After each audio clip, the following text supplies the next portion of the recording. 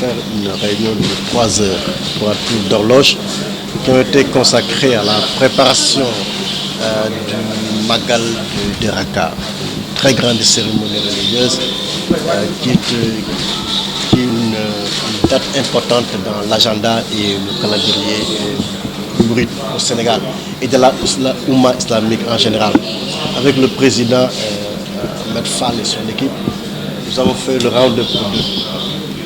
tous les secteurs qui peuvent impacter l'organisation des Raka. Et au terme de cette rencontre, nous pouvons dire que nous sommes assez satisfaits des engagements que les uns et les autres ont pu prendre, étant entendu que pour d'autres, nous allons nous référer à l'administration centrale puisque nous dépensons les compétences de la région. Le secteur de l'énergie, de la téléphonie, le secteur d'hygiène, d'assainissement, le ravitaillement en eau, l'électricité,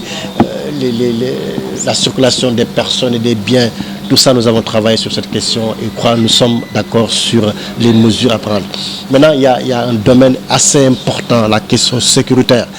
J'ai pris la décision cette année de ne pas traiter cette question en assemblée. Je souhaite la faire en formation restreinte dans le cadre d'un comité de sécurité restreinte élargi au comité d'organisation puisque le contexte régional a changé et ces questions ne doivent pas être traitées sur la place publique. Nous allons prendre le temps, ça sera jeudi dans l'après-midi,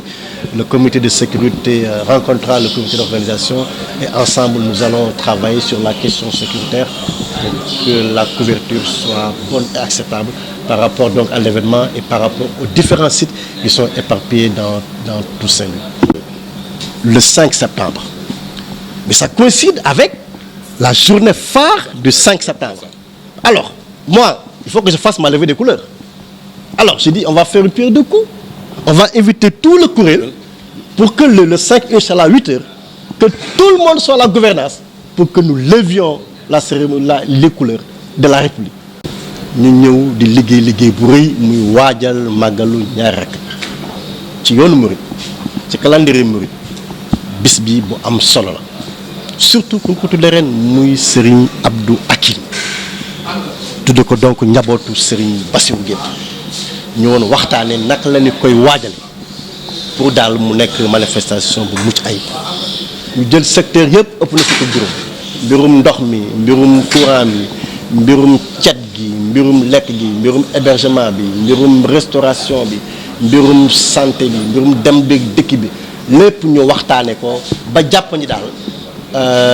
fi ñu jëm ñi menal fa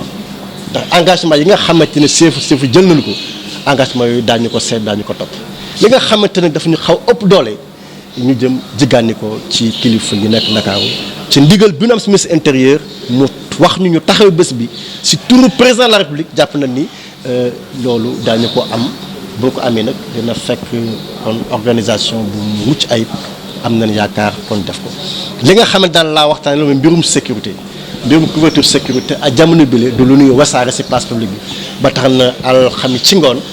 kuréel bi dina tase ak comité sécurité bi police armée gendarmerie douane ndax dama nekk si liggéey dañuy mutualiser suñu moyen fi mu ne ak suñu xam-xam ñu tase wax naka la ñu mën a defee couverture sécuritaire bi parce que su fekkoon sax benn point la amul jafe-jafe mais site yi dafa bari lool ci Ndar foo dem rek site la ba tey il faut que ñu am beneen taxawaay boo xamante ni le moom taxawaay bu mucc ay lay nekk sa président d'accord na ci ak ñoom. nan boole ñu ànd ma invité officiellement kuréel gi ñu def suñu levée des couleurs en l'honneur de la République ba pare également jagleel ko ki nga xamante ne moo tax bis bi Xaadimu Rasuul eh bien ñu commencé suñu journée lépp rafet parce que on le fait à la gouvernance am na ma def sama xamante ne fa la amee si bis bi ñëpp nañu ànd ñu def ko mu rafet maintenant bu ko mënee institutionnaliser ñu institutionnaliser ko bu ko mënul ñu xam ne mën ñu ko mais en tout cas bis boobu daal je pense que ça sera da nekk bés bu rafet ñu gis communauté bi yëpp ànd ak gouverneur au son de l'hymne national ñu yëgal suñu drapeau une fois demee jóge ñu dem julli. En honneur à Cheikh Al Khadim puisse être perpétué. Nous demanderons à Seigneur Mamour Mbacké, l'imam de Rak, d'être présent. Nous demanderons à l'ensemble des petits-fils de Cheikh Al Khadim qui seront là d'être présents. Et nous pensons que nous venons de décider de prendre une décision. qui s'imposait depuis le début, n'est-ce pas, du Magal de Raka, rendre hommage de façon nationale à Cheikh Al Khadim le 5 septembre. sant leen gërëm xam nga ñu ngi jóge ci daje boo xam ni du doon waxtaane magal bu mag goo xam ni Ndar moo am sensu abrité ko dama ni magalu ñaar rakk yi bu fekkoon Sëñ Tuubaa dafa naka feneen ñun waa Ndar dañoo jóg fekki xew-xew bi yàlla def nag mu ñëw fii ci Ndar muy manifestation boo xam ne amul bu mel na moom ci réew mi ci bisu fàttali ko sur le plan historique histoire magal goo xam ni ci ndigalu Cheikh Sidi Makhtar Mbacké lu ñu koy magal yàlla na fi yàgg te wér te ndigal googu nu jotoon ko sëñ Baara Mbacké yàlla na yàlla yokk leeram jotoon ko ci sëñ Saliou jotoon ko ci sëñ Abdou Khadre jotoon ko ci sëñ Abdou Lahad magal gi ren nag ñu tuddee ko sëñ Abdou Hakim muy kilifa diine boo xam ni ku nekk xam nga kan moo de sëñ Abdou Hakim dégg ngeen li gouverneur wax léegi jëm ci sëñ Abdou Hakim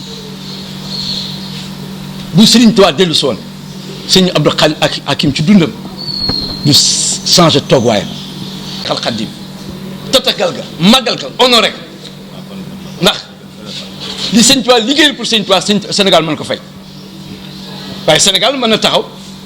recordé na sëñ Tuubaa defal naka lépp ñaan suñu borom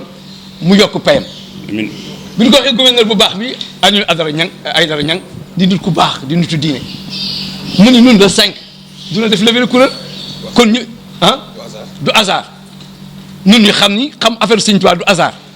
ndax année yi passé na mosuñu ko ñaan ren bi ñu ko ñaanee dafa mu tombé moom mu jël décision du gouverneur de la région yàlla yàlla fay ko associé ñaan googu nu ko ñaan ak levée de kuréel bi nga xam ne daanu yëkkati drapeau national yi pour màggal Cheikh Al Khadim xaalis bi dugal na xaalisam ci économie réew mi man loolu laa ci amoon di ko complété président sëñ Lamine jow jëf yooyu di jëf sëñ Tuubaa boole si nag mu taxaw